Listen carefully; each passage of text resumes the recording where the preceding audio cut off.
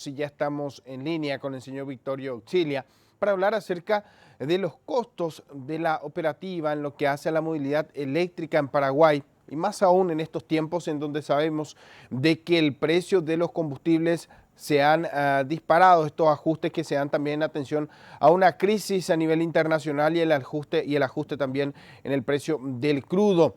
Esto sin duda hoy día nuevamente hace que nos pongamos a pensar cuánto cuesta poder contar con servicios para la movilidad eléctrica en nuestro país y si finalmente esto tiene cierta ventaja. Señor Victorio, ¿cómo está? Sí, buenos días, Edgar, equipo de Pro Economía y Finanzas y Teleaudiencia.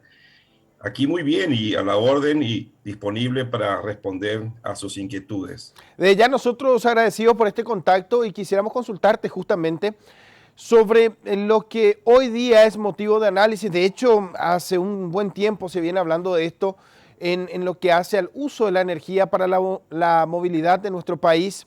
Hablamos de varios proyectos, varios estudios, pero que finalmente pareciera ser que no logramos avanzar en estos.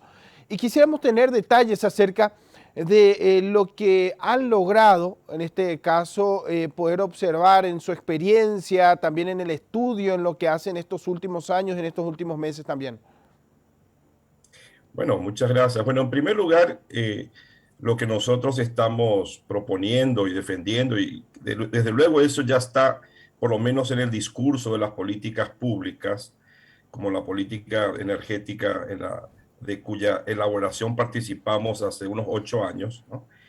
Es cambiar el paradigma que se ha impuesto en Paraguay, que es el de tener un transporte totalmente esclavizado y dependiente de combustibles derivados del petróleo, que son importados en su totalidad, cuyos precios no dependen ni de costos de producción, ni de ninguna decisión nuestra, sino más bien son cuestiones geopolíticas y por eso es que ese mercado es bastante volátil en cuanto a precios.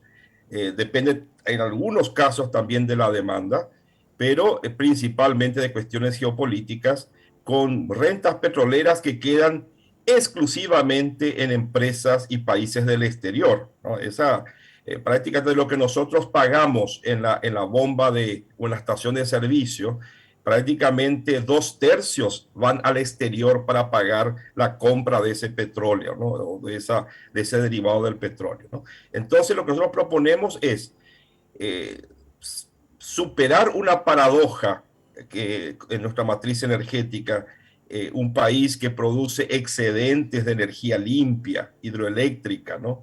Y cede ese excedente a Brasil y a la Argentina por beneficios irrisorios para nosotros, ¿no?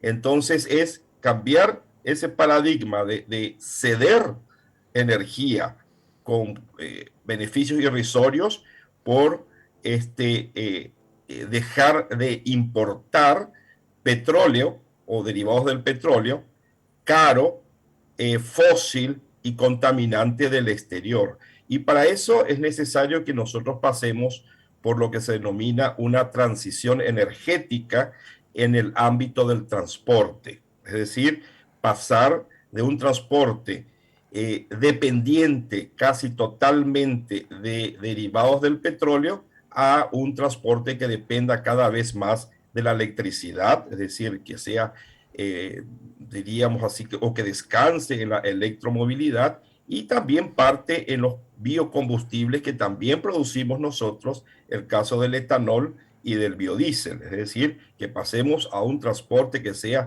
más amigable desde el punto de vista del ambiente. Es algo que ya se viene discutiendo hace décadas. En el caso, por ejemplo, de la electromovilidad, ¿no? Que es algo que se conocía hace más de 100 años, es decir, cuando comenzó el transporte prácticamente y los vehículos a circular en las calles a motor autopropulsado, ya se sabía que existían los vehículos eléctricos. El problema siempre fue almacenar esa energía para darle autonomía a los vehículos y no estar conectados a la red todo el tiempo, ¿no?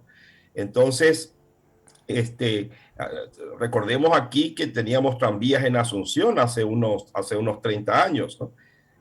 Tal vez un poco menos, no teníamos tranvías, es decir, funcionaban con energía eléctrica, solamente que estaban conectados todo el tiempo a la red a través de las catenarias. Pero el tema para independizar un poco el transporte en ese sentido, es decir, tener vehículos eléctricos autónomos, es decir, que no dependan tampoco de la conexión permanente a la red eléctrica, era tener un almacenamiento de energía económico. Y ahí están las baterías, ¿no? Y en ese sentido, esas baterías han evolucionado en los últimos años, en los últimos 20 años principalmente, de una manera dramática, pero dramática en el buen sentido, ¿no? Los costos, los costos de las baterías, por ejemplo, de ion de litio, que está entre las más eficientes y eficaces, ¿verdad? Han caído en más del 80%, ¿no? 85%, ¿no? Es decir, hoy día cuestan casi el 10-15% de lo que costaban hace unos 15 años, ¿no?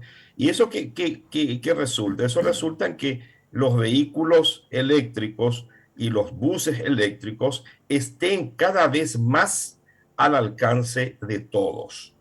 Hace unos años, hace más de 15 o 20 años, la diferencia de inversión entre un vehículo eléctrico, ¿no? y un vehículo convencional a combustión interna era de casi 2 veces, es decir, suponiendo invertíamos $15,000 para un vehículo a combustión y bueno, se esperaba que para un vehículo similar se invirtieran $30,000 si fuese eléctrico, ¿no? Hoy día la diferencia ya no es más de 100%, sino del 50%. Es decir, está cayendo ese costo, se está volviendo cada vez más accesible a la población. Esto no significa que estén totalmente baratos, ¿no? Pero están cada vez más accesibles y según las perspectivas tecnológicas, hasta el año 2030, esa diferencia que hoy día es del 50% se va a reducir a 10%. Es decir, que se viene una revolución en el buen sentido en energética, en el transporte, y para eso tenemos que estar preparados, ¿no? Más aún un país como nuestro, como he dicho, que produce excedentes de energía hidroeléctrica limpia y que la cedemos con beneficios irrisorios a otros países, ¿no? Victorio, El caso de los bus, sobre este sí. punto consideramos algo muy importante lo que mencionaba. La tendencia mundial es apuntar hacia la movilidad eléctrica, una movilidad que no contamine, una movilidad que haga uso eficiente justamente de los recursos. Y Paraguay siempre se destaca por los recursos con lo que cuenta. Ahora bien, ¿es una cuestión netamente de costos o es de infraestructura? Porque decía de que los costos, digamos, son menores hoy día si hacemos una comparación, inclusive en el orden del 50, tal vez un porcentaje más alto.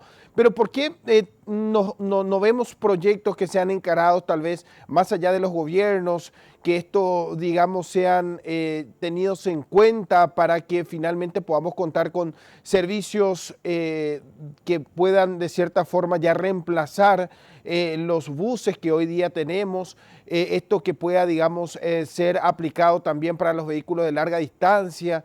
Es una cuestión de mucha inversión en infraestructura. ¿Qué nos hace falta para que esto, digamos, pueda o podamos avanzar de cierta forma en esta intención? Sí, desde luego, no es solamente el costo del equipo, si del vehículo, sino también en una infraestructura. Estamos hablando para el caso de los buses y los vehículos eléctricos para cargas rápidas, ¿no? Porque la carga lenta, en el caso de los vehículos eléctricos, la podemos hacer en las casas.